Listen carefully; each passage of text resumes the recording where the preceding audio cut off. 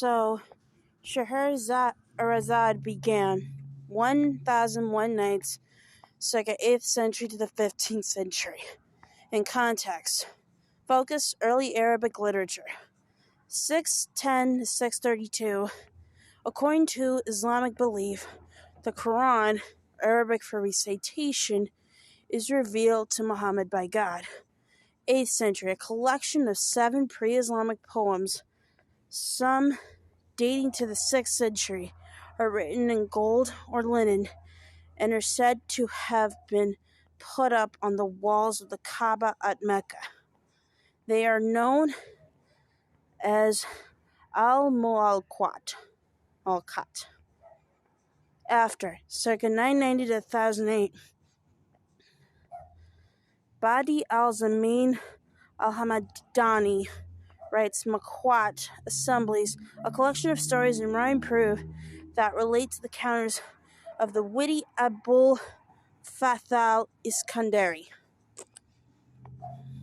13th century. The story of Bayad and Biyad, a romance about the love of a merchant's son for a foreign court lady, is written in Islamic Andalusia.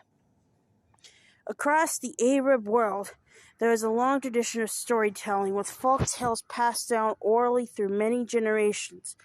However, from the 8th century onward, with the rise of flourishing urban centers and a sophisticated Arabian culture that prospered under the guidance of Islam, a widening distinction was made between Afusha, the refined language taught at educational centers, and Al-Amnaya, the language of the common people. Pre-Islamic literature written in the vernacular, including traditional folk tales, fell out of favor with the educated elite, and writers of Arabic literature turned away from composing works of imaginative prose to focus on poetry and nonfiction. A golden age of Islamic literature. By the mid-8th century, the territory controlled by Muslims stretched from the Middle East across Persia by the Indian subcontinent, and from North Africa into Iberia.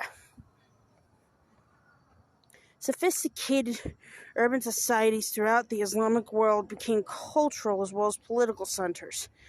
This was the beginning of an Islamic Golden Age, which lasted for about 500 years. Centers of learning, such as the House of Wisdom in Baghdad, attracted polymaths proficient in science, philosophy, and the arts, as well as scholars of the Islamic holy book, the Quran.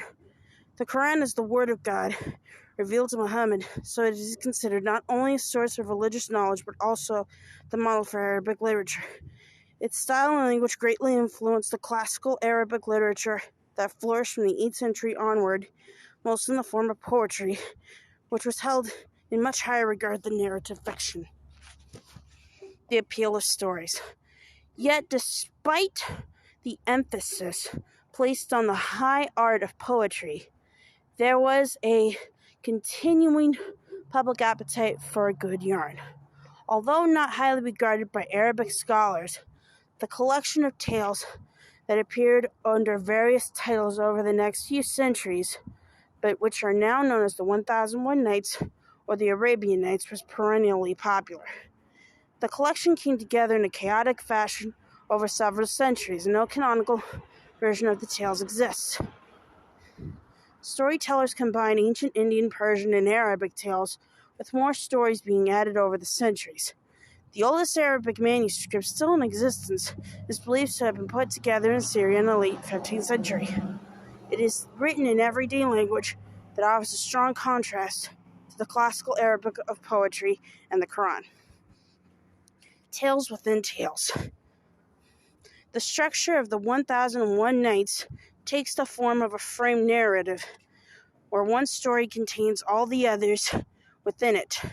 The framing device is the tale of the Princess Scheherazade, who faces execution by her husband, Prince Shahryar. After his previous wife's adultery, The prince believes that all women are deceitful. He has vowed to marry a new bride every day, abate her maidenhead at night, and marry maidenhead at night, and slay her the next morning to make sure of his honor. The princess averts her fate by withholding the story she tells on her wedding night, leading to Scheherazade to delay her execution. After 1,001 such nights, he confesses that she has changed his soul, and he pardons her. The tales told by Scheherazade intermingle fantastic tales set in legendary locations with stories involving historical figures, such as Harun al-Rashid, circa 766 to 809, ruler of the Abbasid Caliphate during the Islamic Golden Age.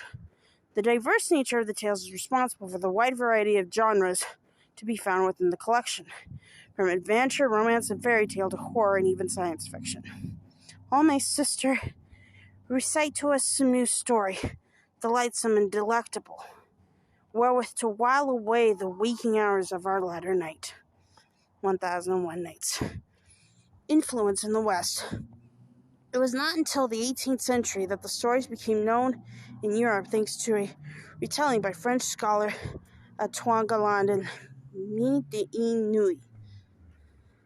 The manuscript from which Galland translated was incomplete, falling well short of 1001 Nights worth of stories, so he added the Arabic tales of Ali Baba, Aladdin, and Sinbad.